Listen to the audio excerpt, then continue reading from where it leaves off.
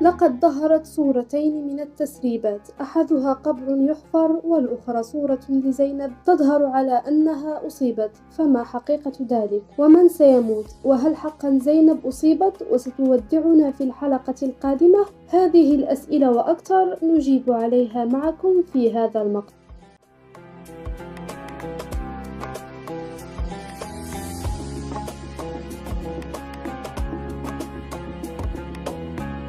مرحبا بكم في قناة ليل، قناة توفر لكم مقاطع يومية لمشاركتكم بإعلانات المسلسل، التحليلات، التوقعات وكل ما يحدث في الكواليس، فلا تنسوا الاشتراك في القناة لتتوصلوا بكل جديد أول بأول، وكذلك فالإعجاب بالمقطع يزيد من فرصة ظهور المقاطع الجديدة لكم على الصفحة الرئيسية لليوتيوب. والآن هيا لنفك شراعنا، وكالعادة لا ننسى الصلاة والسلام على رسول الله صلى الله عليه وسلم. مشاهدينا الكرام، الصورة التي تظهر لكم نشرها أحد العاملين في الطاقم التقني للمسلسل، وكما يظهر أمامكم فهم يقومون بحفر قبر، وهذا القبر من الواضح أنه قبر عائلة، بحيث يوجد بالقرب منه مجموعة من القبور المعتنى بها جيدا، وهذا يعني أن القبور قبور عائلة ليتو، بحيث لو كان الميت أحد أصحاب خليل إبراهيم كان سيدفنهم بالقرب من قبور عائلته، لذلك فالميت غالبا من عائلة ليتو. وقد شاركناكم في السابق